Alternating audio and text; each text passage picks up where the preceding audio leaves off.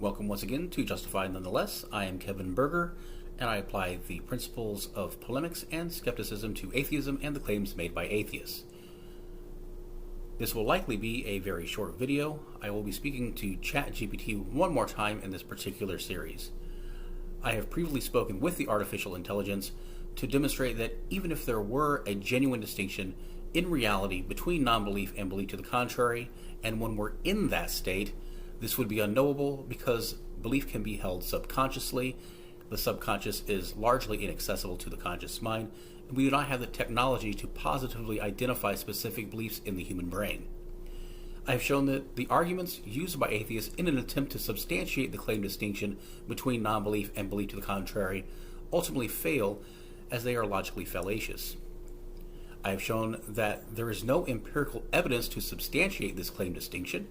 I have shown that the claimed distinction is indemonstrable.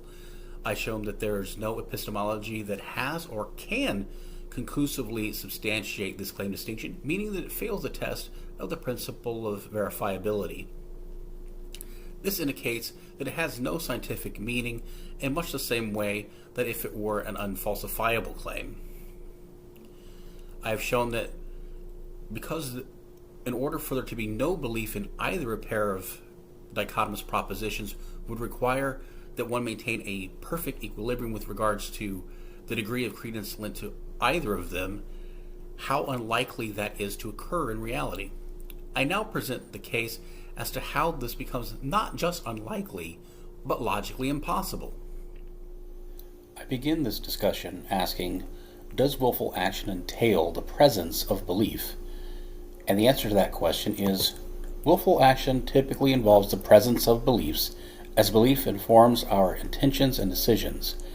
Beliefs help us make choices based on what we think is true or desirable. However, it's possible for someone to act willfully without explicit conscious beliefs if the action is driven by subconscious or instinctual factors. Keep in mind that this can be a complex topic, and there are different philosophical perspectives on the relationship between belief and action.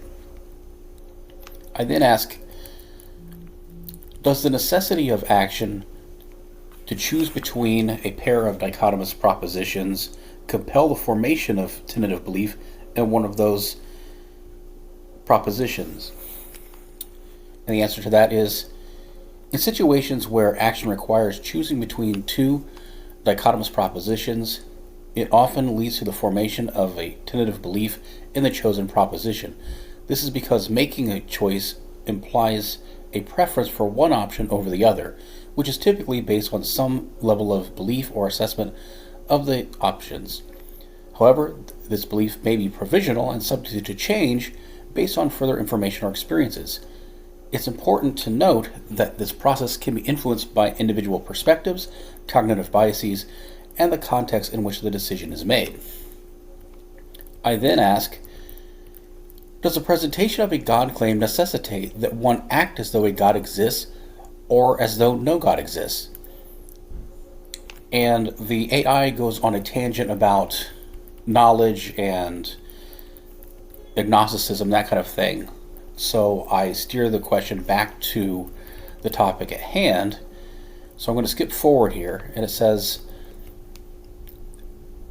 because it's a different subject, it has no bearing on the topic at hand. And I ask, one would still be forced to live as though at least one God exists, or as though no God exists, right?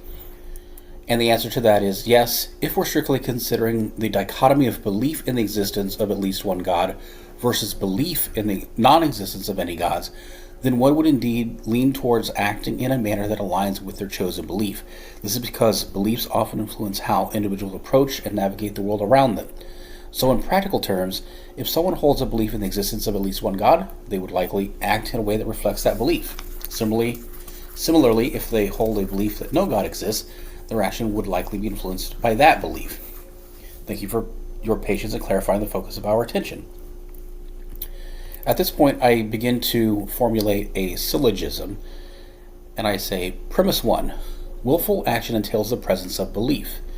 Premise 2, the necessity of action to choose one compels a person to form a belief in one of a pair of dichotomous propositions. Premise 3, The presentation of a God claim necessitates that one lives one life as though at least one God exists, or as if no God exists. Do you agree with these premises? And the answer to that is yes. I agree with the premises you presented. 1. Willful action typically entails the presence of belief. 2. The necessity of action to choose between two options compels a person to form a belief in one of the dichotomous propositions. 3. The presentation of a God claim necessitates that one lives their life as though at least one God exists, or as if no God exists. These premises form the basis for your argument. What would you like to discuss or conclude based on these premises? And at this point, I leave the question in the hands of the artificial intelligence, and I ask, what logical conclusions can be drawn from the complete syllogism? And the response I get is, given the premises you've provided, here's a possible logical conclusion. When faced with a God claim, a person is compelled to form a belief and subsequently live their life as though at least one God exists, or as if no God exists. And then it goes on to talk about how differences can be made based upon the specific philosophy that's being employed, and how one wants to define the words belief and willful action and so on. But that's basically the gist of it. And there it is. The artificial agreed with the premises that they were true, and then drew the same conclusion that I did, that an absence of belief in either a pair of antithetical propositions is a logical impossibility. Yet I'm still not going to claim objective knowledge to that effect, because I will not ignore the possibility that both the artificial intelligence and myself were wrong about one of those premises. I still invite those who insist that this distinction exists in reality substantiate that claim.